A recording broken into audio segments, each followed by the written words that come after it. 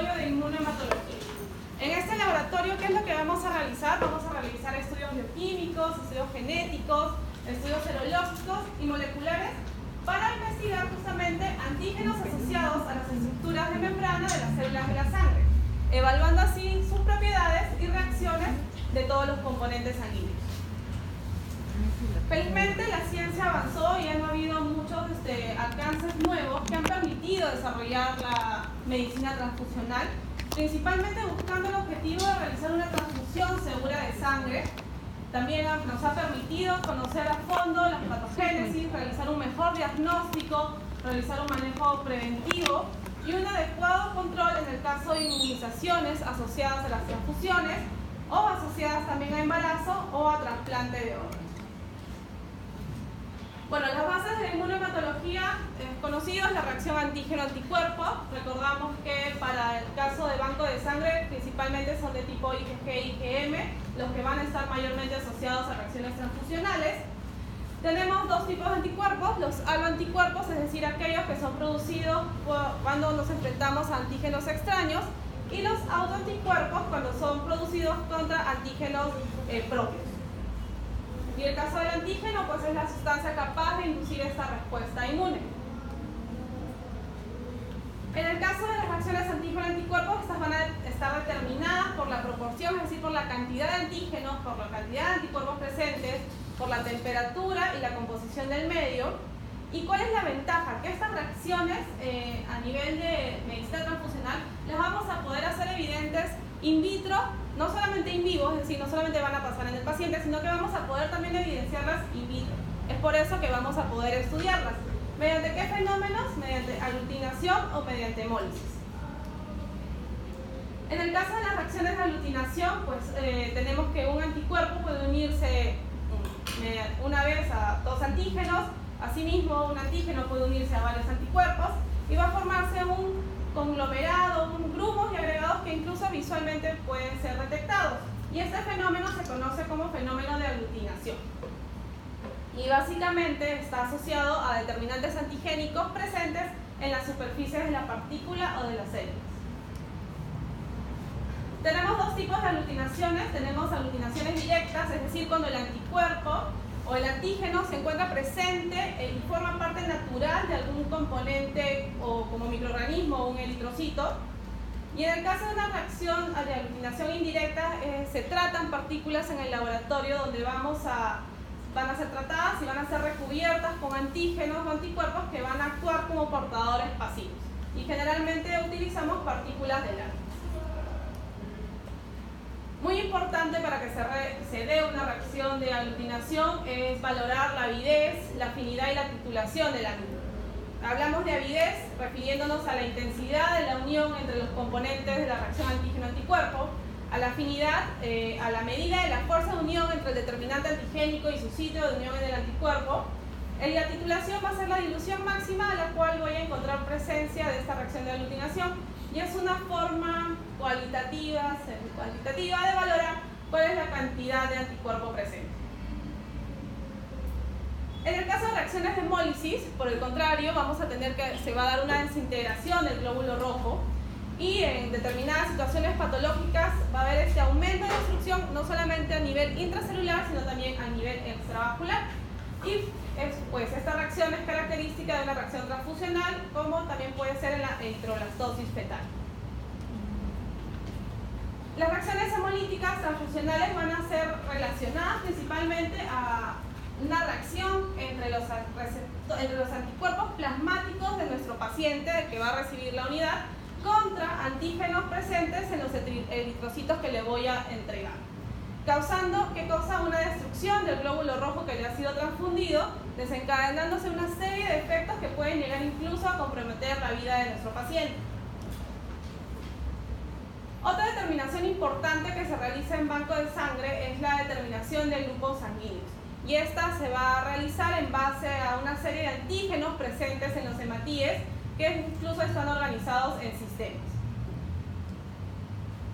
Los sistemas más conocidos, el sistema ABO, el sistema ARH, sin embargo, Se han encontrado hasta más y se conocen más de 33 sistemas de grupos sanguíneos, cada uno de ellos con diferente cantidad de antígenos, por lo que, y para medicina transfusional, los que van a tener un rol importante y en la práctica clínica también son muy importantes, es la determinación del sistema ABO y del sistema RH. Es decir, como parte del sistema ABO yo puedo ser B, como parte del sistema RH puedo ser positivo, como parte del sistema MNS puedo ser M positivo, N negativo, como parte del sistema KEL puedo ser KEL positivo, como parte del sistema Lewis puedo ser Lewis B positivo. Es decir, hay una determinación bastante compleja, pero para hacer la vida un poco más sencilla, y principalmente los que tienen una mayor participación en reacciones transfusionales, nos dedicamos a investigar el sistema ABO y RH. Habíamos mencionado que son 33 sistemas, sin embargo estos 10 son los principales y los que se estudian, con paneles mucho más detallados y laboriosos en el laboratorio. Tenemos el sistema ABO, el sistema MNS, el sistema RH, el sistema P, el sistema Lutheran, el sistema KEL, el sistema Lewis, el sistema Duffy, el sistema KIT y el sistema Diego. Estos son los 10 principales. Sin embargo vemos que tenemos hasta el 33, obviamente no es necesario recordar cada uno de ellos, pero tienen algunas denominaciones y características cada uno de estos sistemas. En cuanto al sistema ABO, entonces este va a estar determinado por la presencia de los antígenos en la superficie del eritrocito. Es decir, mi eritrocito de un paciente grupo A me va a expresar antígenos en su superficie denominados A. Igual pasa en el B, en el grupo AB expresamos ambos, el A y el B, y en el grupo O no expresamos ninguno. ¿Cómo se da la herencia de este grupo del sistema ABO? Pues básicamente es por segregación. Es decir, yo no voy a heredar nunca los dos alelos de mi papá o de mi mamá. Voy a heredar uno de cada uno. Es decir, ¿qué es lo que pasa si tenemos padres homocigotos en A, padre homocigoto en O? La primera línea de generación voy a tener el 100% de heterocigotos, donde van a expresar el A porque es dominante y el O va a ser silencioso. Recordamos también en qué frecuencia de presentación encontramos los diferentes grupos sanguíneos en la población. El grupo más frecuente y más prevalente es el O, le sigue el A, posteriormente el B y en cuarto lugar el AB. Esto del grupo de los positivos, ¿no? Obviamente en menor proporción el grupo de RH negativos. Para determinación del sistema ABO podemos utilizar métodos manuales, pero que son los que clásicamente se utilizan desde hace muchos años y que todavía se siguen utilizando. Puede ser utilizando anticuerpos de grupos conocidos. Vamos a tener una reacción directa, que es como lo que han realizado en su práctica de laboratorio. Tenemos antisueros directamente contra determinado grupo, un antisuero anti-A. Obviamente tengo anticuerpos contra los antígenos A que van a estar expresados en ese eritrocito. Entonces si aglutina es porque es A. Si aglutina en antisuero B es porque es B. Si aglutina con ambos es porque tiene ambos antígenos, entonces es AB. Si no aglutina con ninguno, pues es O. Luego podemos hacer el método indirecto, es decir, utilizando glóbulos rojos conocidos. Es decir, vamos a someter el suero de un sujeto a tipificar con presencia de eritrocitos conocidos. Si yo soy A, ¿qué anticuerpos tengo? Anti-B. Entonces voy a aglutinar con mis glóbulos rojos A. Entonces me da la identificación contraria. En cuanto al sistema RH, tenemos que el sistema RH es mucho más complejo, es mucho más inmunogénico en comparación con el ABO. Es bastante polimórfico y vemos que tiene esta distribución a nivel de la membrana. Tenemos que está compuesto por más de 49 antígenos definidos, pero los más importantes van a ser, bueno, el D, que es el característico. Tenemos C mayúscula, E mayúscula, C minúscula y E minúscula. Como mencionaba, el D mayúscula es muy preponderante en la población y es el más antigénico de todos estos antígenos del sistema RH. En un estudio que realicé en el banco de sangre, me preocupé en evaluar cuál es el fenotipo RH que expresan nuestros donantes. Esto fue una población de todo un año, creo que fue el 2016 a 2017. Y el fenotipo que predominaba en mi grupo de RH positivo era el C mayúscula, E minúscula, E mayúscula, E minúscula. Muy diferente en mi grupo de donantes negativos. Era solamente C mayúscula, C minúscula, E minúscula, E minúscula. Entonces vemos que incluso hay bastantes diferencias y esta determinación del fenotipo RH es muy importante cuando hablamos de pacientes politransfundidos, de pacientes trasplantados, porque incluso ellos me pueden llegar a hacer reacciones transfusionales contra estos antígenos que no son propiamente el D mayúscula, me pueden hacer reacciones transfusionales contra el C, contra el E. Entonces, si yo no investigo ese tipo de antígenos antes de realizar la transfusión, dándole el mejor hemocomponente a mi paciente, podría estarlo inmunizando contra estos otros antígenos. En el caso de los anticuerpos RH, principalmente son de tipo IgG, podemos encontrar por ahí algunos IgM y IgA, pero generalmente estos no van a activar el complemento. El resultado de las reacciones transfusionales donde se involucra el sistema RH van a condicionar una patología de hemólisis principalmente a nivel extravascular, y la causa de producción de estos anticuerpos RH son principalmente por inmunización de los glóbulos rojos, es decir, por no haber realizado una investigación completa de mi sistema RH. Y esta inmunización aparte puede deberse ya sea en el embarazo, en el parto, transfusiones, y usualmente persiste por muchos años. ¿Qué es lo que sucede en la incompatibilidad gestacional por el sistema RH? Por ejemplo, mi mamá es RH negativa, pero el feto que lleva el primer embarazo es de un RH positivo. Entonces va a haber una transfusión materno-fetal de hematíes, entonces mi mami se va a ir sensibilizando, ¿verdad? En la primera gestación de repente no pasa nada, pero ya se creó esta carga de anticuerpos. Vemos que la aparición de los aloanticuerpos contra la especificidad anti-D se da principalmente a las 20 semanas de iniciado esta transfusión, es decir, de iniciada la etapa gestacional. ¿Qué pasa en el siguiente embarazo? Basta que comience a pasar una pequeña parte de eritrocitos RH positivos del segundo feto, activa el sistema inmune de la mamá y la cascada se da mucho más rápido. Que obviamente van a generar estos hematíes. Esta exposición es incompatible incluso con la vida fetal, provocando una rápida e intensa respuesta. Entonces la incompatibilidad materno-fetal no solamente puede ser por el sistema RH, porque vemos que es la más intensa, es inmunogénica, tenemos que el D mayúscula es más inmunogénico, el C minúscula, el E mayúscula, ocasionando reacciones de hemólisis fetal graves. No solamente podemos tenerlos frente al sistema RH, sino también frente al sistema ABO, donde pues son anticuerpos naturales y puede ocasionar una enfermedad hemolítica de recién nacido moderada.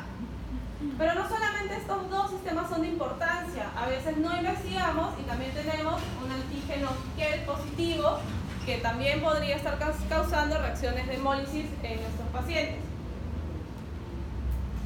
que pueden afectar al recién nacido desde anemia, ictericia leve, pueden llegar a kernicterus, hidrops fetalis.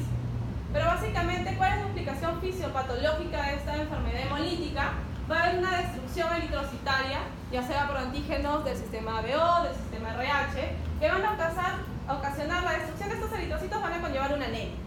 Al haber destrucción eritrocitaria, voy a incrementar mis valores de bilirrubina, se va a forzar a las células eritropoyéticas, ocasionando también una esplenomegalia, puede haber una interrupción de la circulación portal, alteración de la síntesis de albúmina, ocasionando una caída en la albúmina y una disminución de la presión coleidosmótica. Asimismo, esta anemia puede ocasionar trastornos hemodinámicos como una insuficiencia cardíaca, una hipoxia ística, que ambas líneas van a desencadenar en un hidrofetalis. Por otro lado, habíamos mencionado que la destrucción eritrocitaria condiciona un aumento de la bilirrubina que en grados extremos podría llegar a que mi paciente curse con kernicterus, que se asocia a hipoxia, a la hipoalbuminemia y a una acidosis. Entonces es muy importante realizar la investigación en toda gestante de cualquier posibilidad de enfermedad hemolítica en el recién nacido. Entonces en el control prenatal lo que tenemos que determinar siempre es el estudio del sistema ABO, del sistema RH y si se puede incluso realizar el fenotipo, si es que estamos, es decir, no solamente quedarnos en saber si es D positivo o D negativo, sino investigar estos otros antígenos. Y también la determinación del antígeno KEL. ¿Qué pasa en una gestante que ya determiné que es RH negativo? debo dosarle anticuerpos irregulares, es decir, debo evaluar la presencia también de estos otros antígenos en la semana 16 a 18 de la gestación. Si es que sale negativo, debo repetir la determinación en la semana 28 a 32, es decir, continúo investigando de que no se esté desarrollando esta inmunización o esta sobrecarga de actividad inmune. Y si es positivo, vamos a repetirlo luego de la semana 16, vamos a repetir a las 4 semanas y luego cada 15 días. Si aumenta, incluso podemos ampliar estudios y realizar mayores determinaciones en líquido amniótico, podemos realizar una genotipificación del RH fetal, para lo que tendríamos que obtener una muestra de sangre fetal, estudios de ultrasonido, vellosidades coriales. Se pueden realizar estudios mucho más invasivos. Ya en el control postnatal, pero si todavía tengo sospecha, que de repente igual mi bebito pudo haber tenido algún problema, le tengo que determinar el grupo ABO, tengo que realizar un PUNS directo, tengo que valorar cuál es el estado de hemoglobina hematocrito del recién nacido, si es que ya disparó, hubo hemólisis y ha levantado bilirrubinas, la presencia de reticulocitos, que son estas imágenes, las células inmaduras eritrocitarias, el valor de albúmina y básicamente el estudio de lámina periférica para estudiar estas estructuras. Habíamos mencionado que parte de la evaluación postnatal entonces va a ser la realización del test de Coombs, donde vamos a detectar anticuerpos tipo IgG o fracciones de complemento adheridos a los glóbulos rojos. Podemos tener dos técnicas, la directa con anticuerpos adheridos al glóbulo rojo in vivo o la indirecta con anticuerpos existentes en el suero o plasma de nuestro paciente, donde los vamos a incubar con glóbulos rojos específicos de grupos conocidos. La técnica directa, esta básicamente se utiliza en anemias hemolíticas o en enfermedad hemolítica de recién nacido. También nos permite realizar investigación en reacciones transfusionales dudosas, donde no queda muy claro si es que hay un componente inmune de por medio, o en investigación también de enfermedades autoinmunes. Entonces tenemos nuestras células, vamos a tomar la muestra del paciente, vamos a tener las células que ya están con el antígeno marcado, con un anticuerpo que justamente ha ocasionado la presunta reacción transfusional. Le vamos a colocar un reactivo de Coombs, que es un anticuerpo anti estos complejos ya formados, y vamos a ver que se van a formar las fases de aglutinación y es lo que se va a interpretar como un resultado positivo. Es decir, que sí, indirectamente, o sea, sí me está indicando que existe esta reacción antígeno-anticuerpo. En el caso de la metodología indirecta, lo vamos a realizar como screening de suero de donantes o de pacientes para la búsqueda de anticuerpos, como pruebas de compatibilidad previa a la transfusión o como identificación y titulación de los anticuerpos encontrados en los sueros. Entonces, ¿qué es lo que vamos a tener? Vamos a tener nuestro suero de paciente, donde presuntamente tenemos los anticuerpos, vamos a colocarlos con células marcadas, vamos a someterlo igual al reactivo de Coombs y vamos a evaluar de la misma forma la aglutinación. Dentro de las pruebas pretransfusionales, entonces, que son necesarias realizar a nuestros pacientes, va a ser básicamente para definir la compatibilidad en la transfusión, asegurándonos que no hay una reacción inmune entre los antígenos y anticuerpos de nuestro donante y nuestro receptor. El tener un resultado negativo, es decir, que no hay una reacción inmune, no me garantiza la identidad entre ambos, entre el paciente y el hemocomponente. Solamente me va a indicar que en ese momento no va a haber una disminución del rendimiento transfusional. Es decir, que el hemocomponente que le voy a transfundir va a actuar de manera óptima, porque no hay una reacción inmune aparentemente asociada que puede interferir. Generalmente es la destrucción de las células transfundidas por los anticuerpos del receptor lo que causa los problemas más graves, las hemólisis, aglutinaciones. Sin embargo, podríamos ya estar causando algunos problemas cuando hacemos transferencia o transfusión de hemocomponentes con presencia de anticuerpos, como lo que puede suceder cuando transfundo plasma fresco congelado, cuando transfundo plaquetas, que son incompatibles al grupo ABO o RH de mi paciente. Entonces, ¿qué determinaciones van a ser necesarias y siempre obligatorias de realizar antes de transfundir a nuestro paciente? La determinación del sistema ABO, la determinación del sistema RH y de anticuerpos irregulares, es decir, de los otros antígenos asociados a estos sistemas. Para esto, a banco de sangre tiene que llegar una muestra correctamente identificada. ¿Qué tal si cuando ustedes sean internos y llegan dos pacientes chocados, tienen que hacer transfusión y al toque dicen interno, ayuden con la toma de muestra, sacan la muestra y se olvidan de rotular? guardan su tubito en el bolsillo, se van corriendo al laboratorio, sacan y dicen, ¿cuál es de cuál? Ya ese tubo lo recibe el banco de sangre y se los tira por la cabeza porque no los puede recibir así. O sea, ustedes tienen que asegurarse de identificar correctamente la muestra de su paciente. Es muy importante también que a banco llegue la orden con los antecedentes transfusionales. Va a ser difícil, va a ser diferente transfundir a un paciente oncohematológico al cual se le ha transfundido de repente 50 paquetes globulares, ha llegado en un shock hipovolémico. Hay que tener otras consideraciones y realizar otras investigaciones al momento de transfundir a este paciente. Igualmente, cuántas gestaciones ha tenido, si es que ha tenido trasplantes, el detalle del hemocomponente solicitado. No somos adivinos en banco de sangre, le tienen que poner qué quieren: paquete globular, plaquetas, plasma fresco, frío. El diagnóstico que tiene su paciente y el grado de urgencia de transfusión.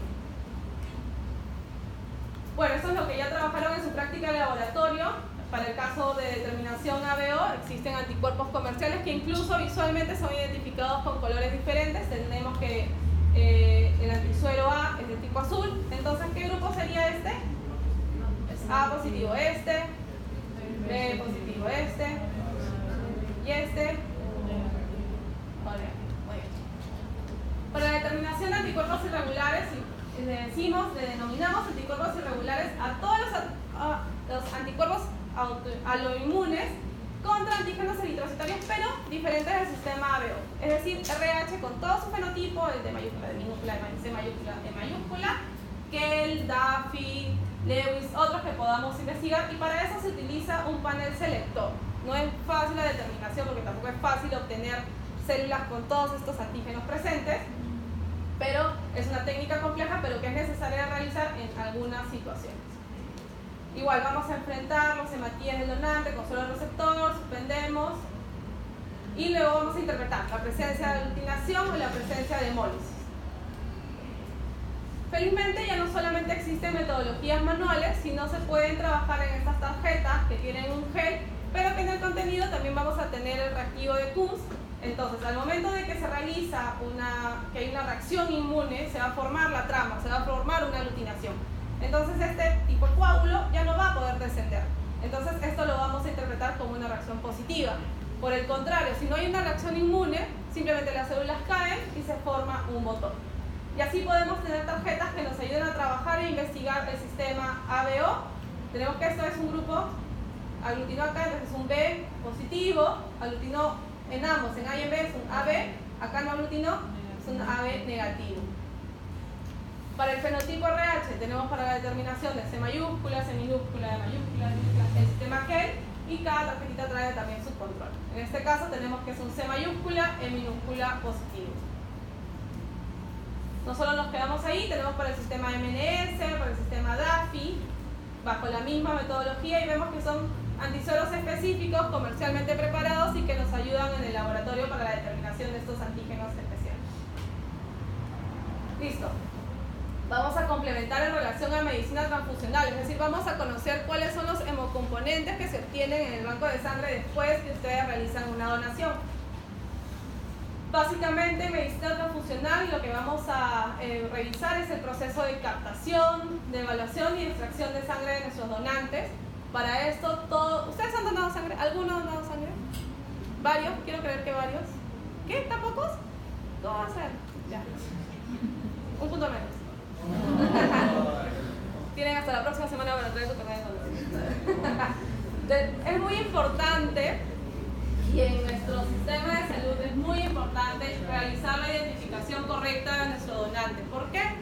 Porque hay tanta necesidad de donación altruista, es decir, existe, ya lo podemos ver, que hay personas pues, que se valen de esa necesidad para vender su sangre, que es una práctica que está penada, la tienen que denunciar porque no es una sangre segura. La recomendación es que debería existir un sistema interconectado entre todos los bancos de sangre para yo saber que, no sé, fue a donar, ¿tu nombre? Liza, perdón. Fue a donar Liza al hospital Loaiza. Normalmente debería corresponderle donar cada 4 meses, pero no.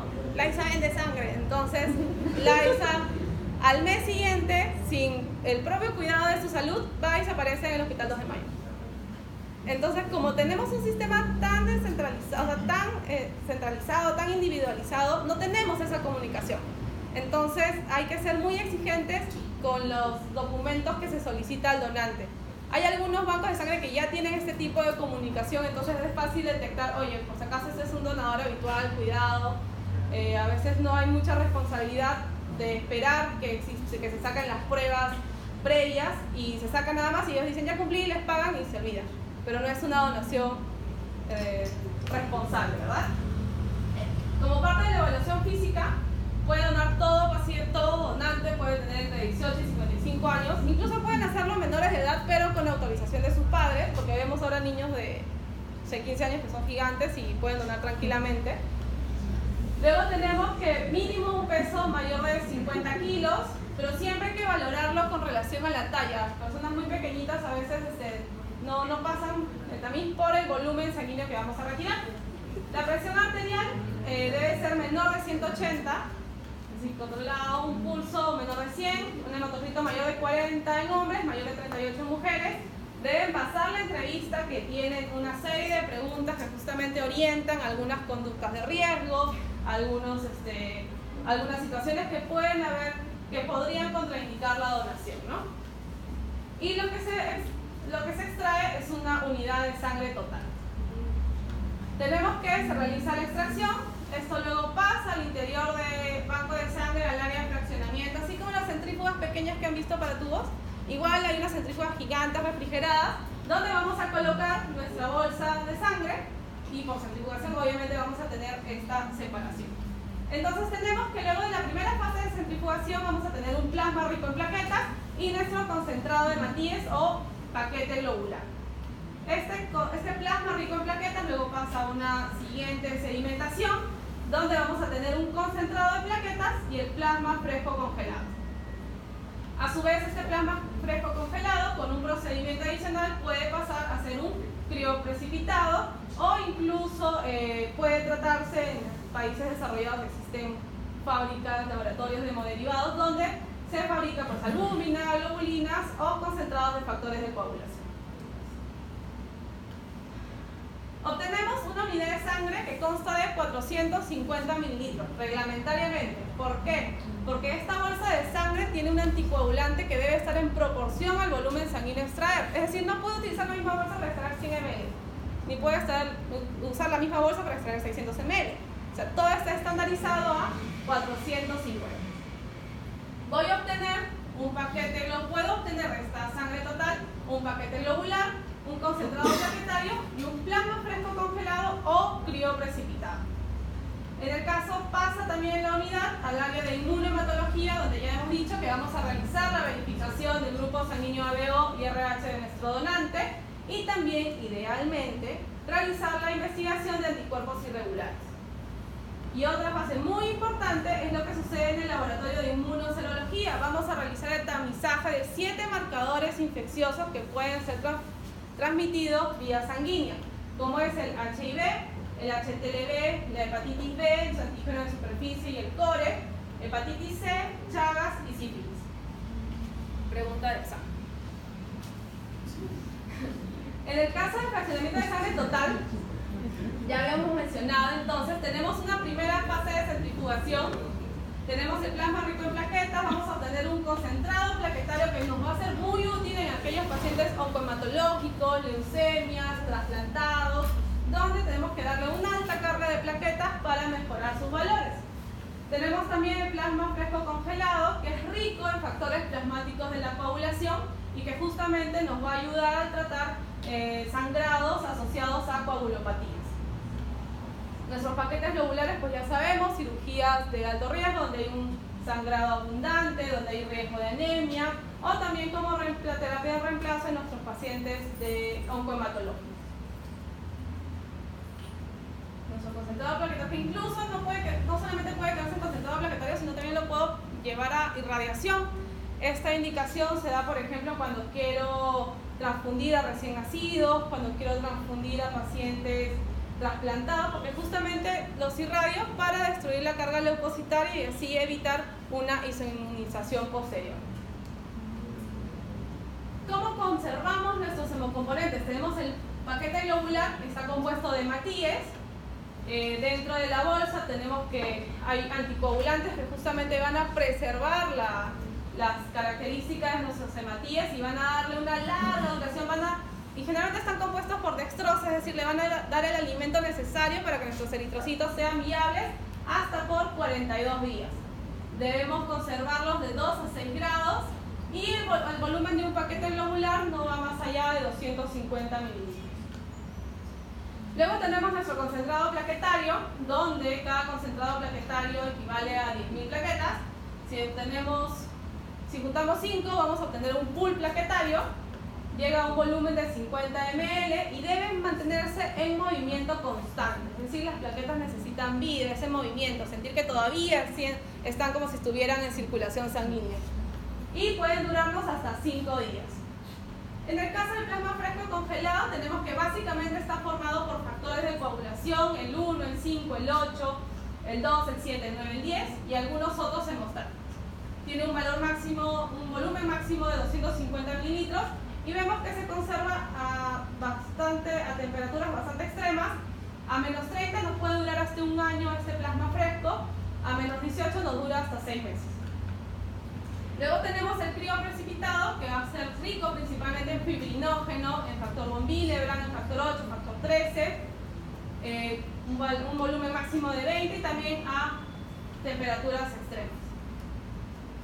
Entonces, a un receptor O, yo le voy a poder transfundir solamente paquete globular tipo O. A un A puedo transfundirle en A, de repente un O, pero haciendo un lavado de los anticuerpos presentes en ese escaso suero o plasma que puede haber pasado en este paquete globular. Similar en el B y en el AB puedo transfundir el AB, el A, el B, eso también claro. En caso de paquete de plaquetas, voy a poder transfundir los diferentes grupos en el O, el A, el B, ¿sí? Y así sucesivamente. En el caso de realizar una transfusión de plasma, voy a utilizar, obviamente siempre la primera elección va a ser el isogrupo y luego te voy escalonando diferentes fases. Las que están en rojo van a representar plasmas incompatibles, es decir, no es lo recomendable y no debería autorizarse ni realizarse.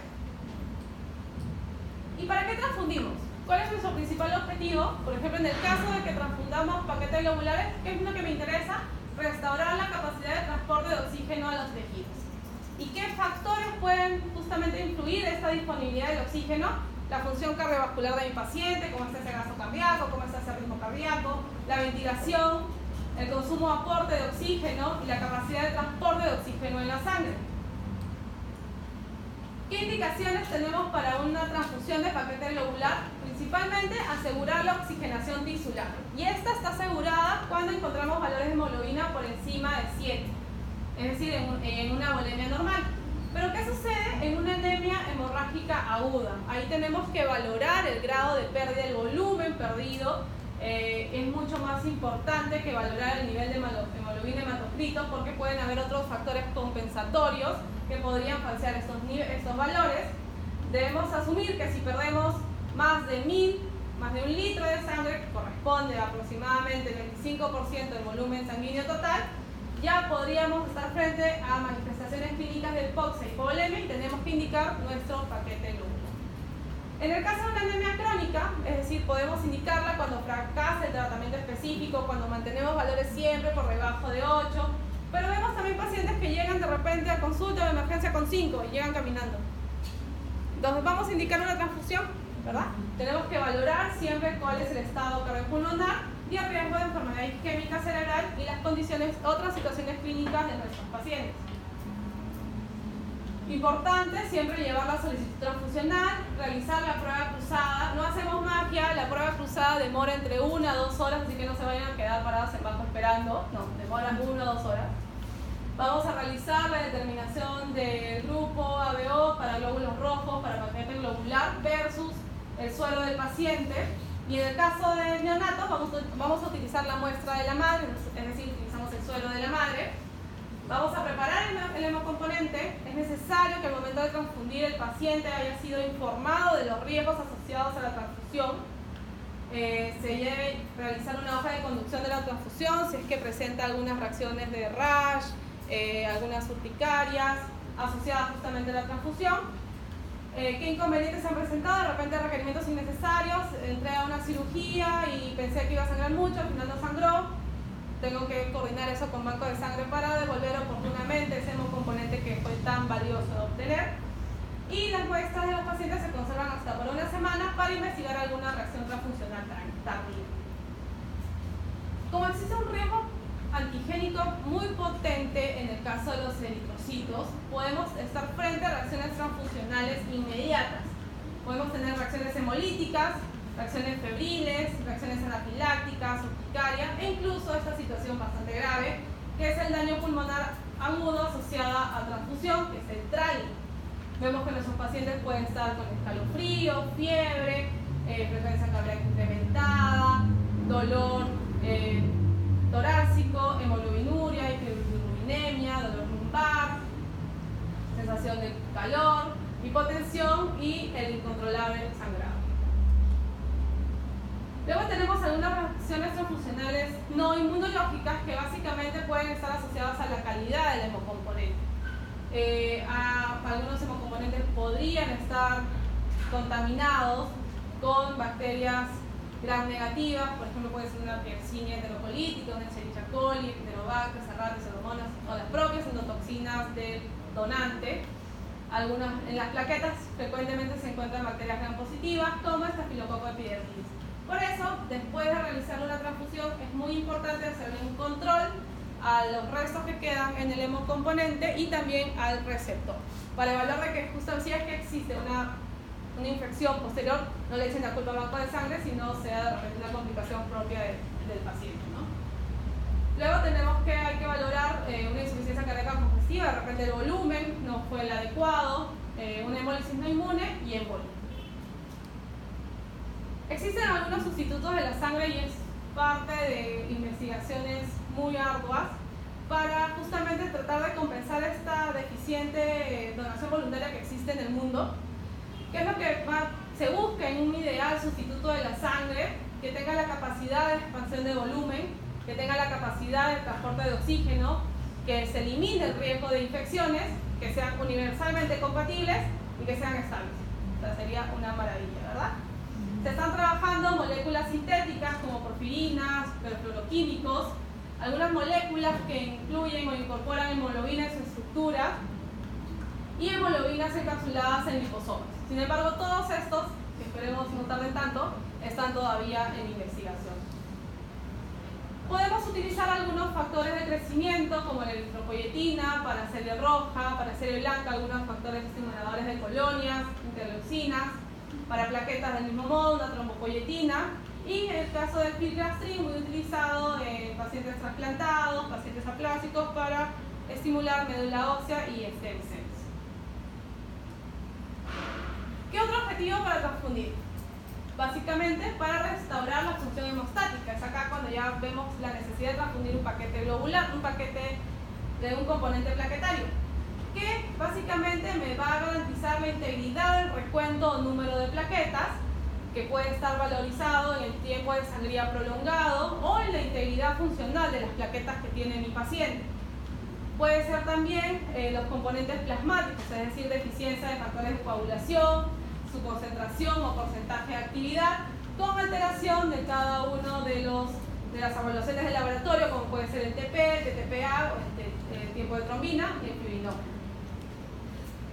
En el caso del concentrado plaquetario para adultos, como terapéutica, lo vamos a utilizar en hemorragias asociadas a trombocitopenia, generalmente con recuentos por debajo de 40.000, en hemorragia microvascular difusa por un CID o una transfusión masiva, siempre, por ejemplo, si voy a transfundir 3 unidades de paquetes globulares, siempre tengo que acompañarlo con una unidad de concentrado plaquetario. Cuando hay hemorragia microvascular difusa por cirugía cardiopulmonar y encuentro recuentos por debajo de 100.000. Cuando hay hemorragias por difusión plaquetaria, independientemente del tiempo de sangría, o en el caso de la púrpura trombocitopénica idiopática, son en riesgo de hemorragia del sistema nervioso central. En el caso profiláctico, es decir, en un paciente prequirúrgico, ya saben como que a todo paciente antes de entrar a la sala tenemos que valorar el recuento de plaquetas.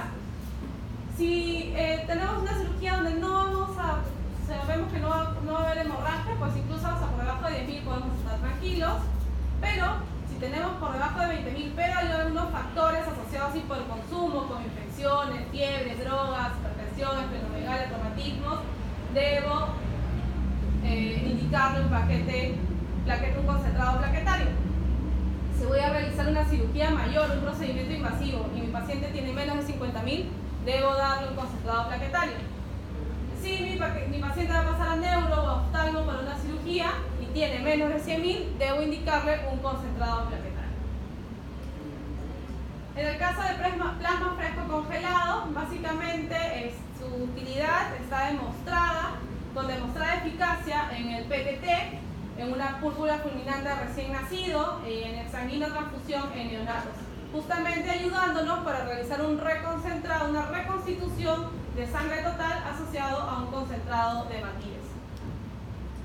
¿Qué otras indicaciones tiene? Tiene pues asociado al paciente con hemorragias o alteraciones de las pruebas de coagulación, generalmente después que he realizado transfusiones masivas de paquetes globulares, cuando he realizado un trasplante hepático, cuando hay deficiencia de vitamina K, cirugías, insuficiencia hepatocelular grave y cuando quiero reponer factores de coagulación secundarios a un recambio plasmático. Habíamos mencionado que el crío precipitado va a derivar del plasma fresco congelado y ¿qué es lo que vamos a hacer? Mi plasma fresco que estaba a menos 18, a menos 30, lo vamos a bajar a 4 grados, lo vamos a centrifugar, vamos a eliminar este plasma sobrenadante y ese precipitado justamente lo congelo nuevamente. ¿Y qué indicaciones va a tener este producto muy valioso? Me va a ayudar en el sangrado microvascular difuso. ¿Por qué? Por hipofibrinogenemia. Acuérdense que el crío precipitado es rico en fibrinógeno.